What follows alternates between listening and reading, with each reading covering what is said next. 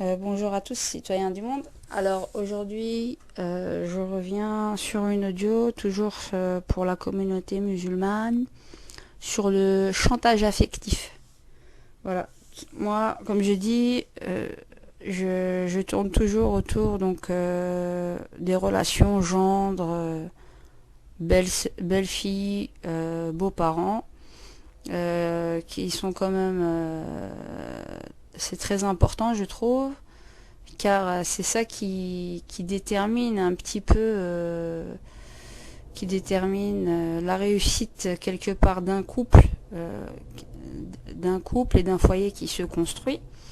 Et donc, je voulais parler en fait des prêcheurs, des conférences qu'on entend et tous les supports qu'on nous donne sur beaucoup de hadiths et même dans le Coran, du respect des parents, d'accentuer à chaque fois le respect pour la mère.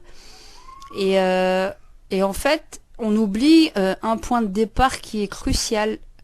Euh, Quand bien même il faut respecter les parents, et quand on a un rôle de gendre ou de belle-fille et que on est confronté à des beaux-parents justement qui n'ont pas cette moralité en général, hein, cela incombe plus à la mère, donc à la belle-mère, donc la mère de l'époux, il y a beaucoup de mères qui ont des attitudes vraiment très immorales avec leur belle-fille et avec leur fils, et qui veulent faire passer leur caprice, leur jalousie, en prétextant qu'elles cherchent le bien de leur fils, le bien du foyer, et en s'appuyant bien entendu sur des argumentations qu'on pourrait trouver dans la religion, mais il y a aussi une autre argumentation qui pourrait être faite, et parce qu'on fait toujours une argumentation, je vous dis toujours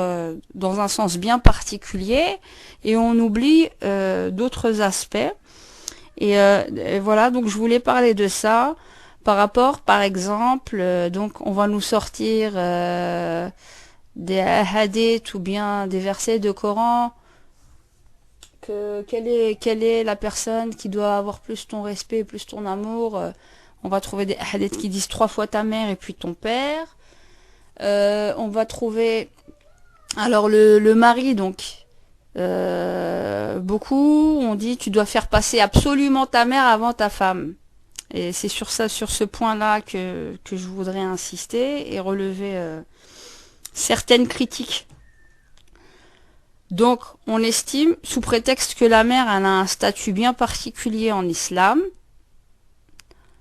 faut aussi se dire aussi qu'on part d'un point de départ, en sous-entendant aussi qu'elle a une bonne éthique et une bonne morale. Donc le respect, quoi qu'il arrive, hein, que la personne soit musulmane ou non, que vos mères soient musulmanes ou non, de toute façon, en tant que musulman, on doit le respect à tous nos parents. Mais respecter, ça ne veut pas dire non plus aller commettre quelque chose d'insensé pour rester dans l'éthique des désirata des parents. Il y a bien un autre verset ou un autre hadith qui dit bien que tu ne dois pas te soumettre à aucune créature qui t'ordonne une désobéissance à ton créateur. Voilà, je la résume parce que je la connais pas par cœur, mais voilà. Et donc, ton créateur, Dieu, Rabbi subhanahu wa ta'ala, qu'est-ce qu'il t'a appris? Il t'a appris le respect envers les femmes. Il t'a appris aussi le respect envers ton épouse. Il t'a appris aussi l'équité et la justice. Et donc, voilà, le dilemme que l'on retrouve dans beaucoup de familles, c'est bien ça. C'est-à-dire, alors on va trouver beaucoup de vidéos et beaucoup de prêcheurs et de conférenciers qui vont accentuer, mais de toute façon, tu feras jamais le poids devant ta belle-mère. Ça, j'ai vu beaucoup de choses dans ce sens-là. Comme si on était dans un rapport de catch de force. Alors que si la belle-fille, elle elle essaye de se maintenir, c'est-à-dire d'avoir une vie familiale, équilibrée et satisfaisante, et que on essaie de détruire ton foyer, quand bien même cela viendrait par exemple de ta belle famille, donc finalement, on incite aussi le mari en lui disant quelque part, ta femme, tu peux avoir autant de femmes que tu veux, mais ta mère t'en aura qu'une seule. Ça veut dire quoi? Ça veut dire que la femme, quelque part, elle est réduite comment dire, à un rôle un petit peu utilitaire, quoi. C'est-à-dire, elle est sur la touche. Quelque part, c'est ça qu'on véhicule insidieusement, hein. On sous-entend ça en prenant beaucoup donc de hadith et beaucoup de choses, et on oublie l'essentiel. L'essentiel qui est quand même dans le Coran aussi. L'essentiel, c'est quoi? C'est pas la justice et l'équité avec tout le monde, quelles que soient les personnes que l'on a en face de nous. Il faut être juste, dire la vérité et être équitable envers tout le monde.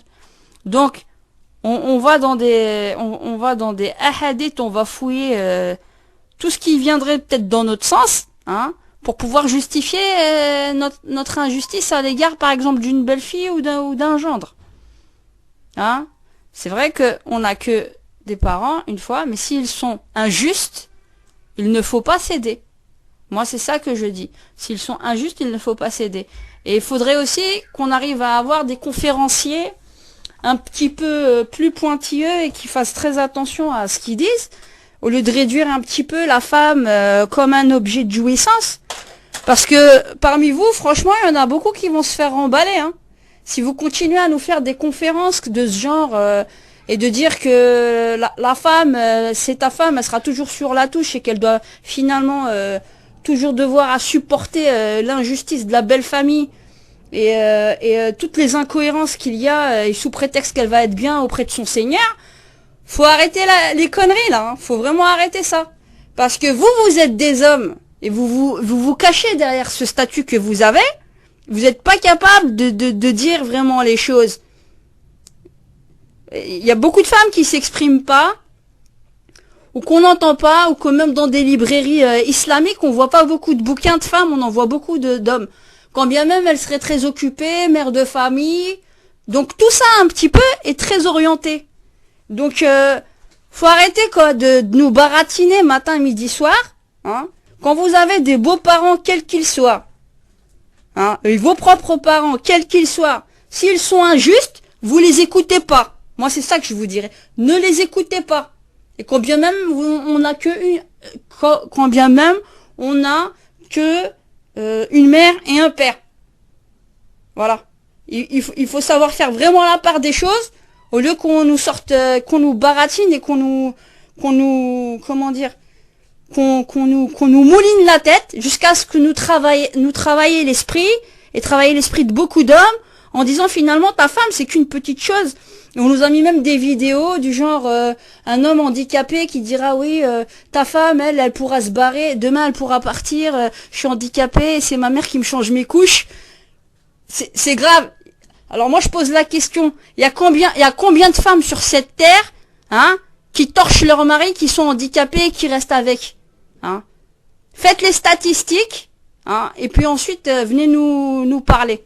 Parce que franchement ça commence vraiment à bien faire. Cette misogynie,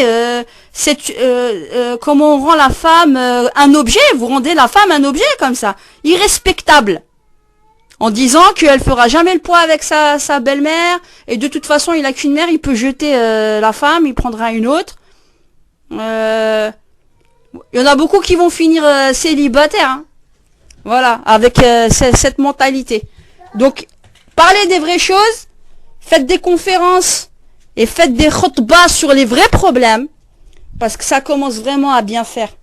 Sincèrement, vous avez une grande responsabilité dans la manière dont vous véhiculez l'islam et comment vous faites vos conférences et vos khutbahs toujours qui sont toujours orientés bien précisément sur un axe bien précis. Donc au nom de la vérité et au nom de la justice que Rabbi subhanahu wa ta'ala nous a appris, il faut dire les choses et les nommer sans en avoir peur.